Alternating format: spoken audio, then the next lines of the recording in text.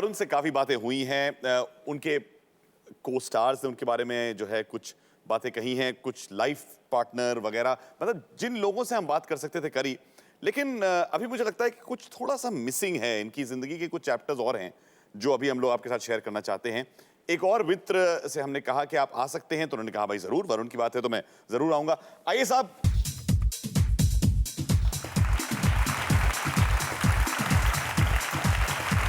अनुराग Basu, director, दोस्त, thank you so much for coming here sir. Please बैठिए। अनुराग, आपकी मुलाकात कहाँ हुई थी इनसे? वरुण से मुलाकात हुई थी, मैं कोशिश एक आशा की जब कास्टिंग कर रहा था। बहुत डिफिकल्ट किरदार था वरुण का, मैंने एक आध जगह काम देखा था, उसे बस बुलाया, मिलने आया।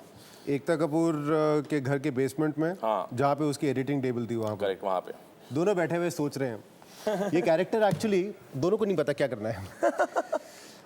कुछ कुछ वैसा सा है, वैसा भी हो सकता है। हाँ या एग्जैक्टली सेट पे पहुंच फिर देखते हैं। मतलब हम सेट पे पहुंचे, will figure out what will do, and पूरी कोशिश एक आशा हमने ऐसे ही बनाई।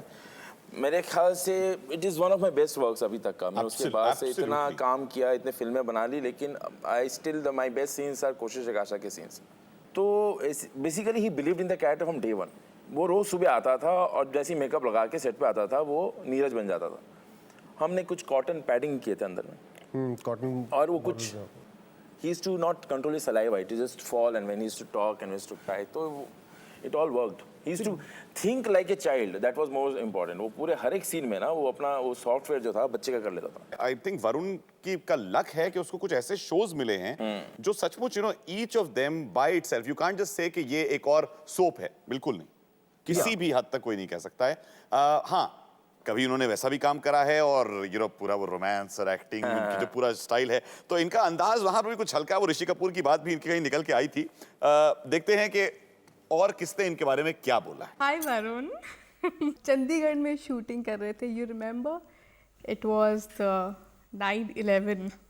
We were shooting on the terrace of that beautiful that small little bungalow, that white bungalow, और आसपास खेत, दोनों तरफ खेत थे, और we were shooting this first time when we confess our love for each other, that scene serial के लिए, और हम चांद की तरफ देख के बात कर रहे थे, and it was supposed to be the romantic scene जहाँ से रोमांस शुरू होता है और सब।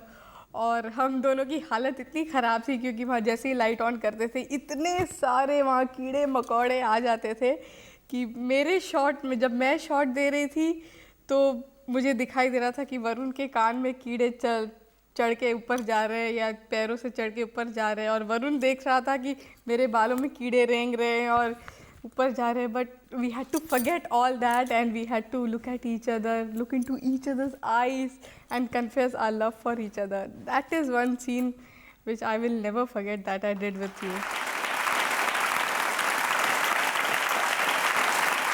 सोचिए कि एक तरफ रोमांस हो रहा है, दूसरी तरफ कह रहे हैं कि वाह क्या टिड्डा है एक कोने में। चलिए मैं अगले गेस्ट को यहां पर बुलाता हूं, आइए।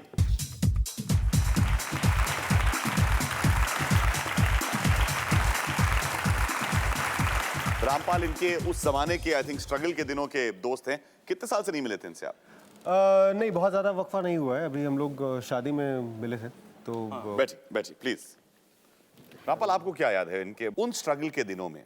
मैंने बहुत लोगों को इस शहर में आते देखा है जो कि हालात के नीचे पिस जाते हैं, और फिर जो हाथ लगता है, जैसे लगता है, कुछ लोग शर्मिंदा होकर वापस चले जाते हैं, कुछ लोग कुछ अलग करने लगते हैं, कुछ लोग धुतकारने लगते हैं इस पूरी इंडस्ट्री को।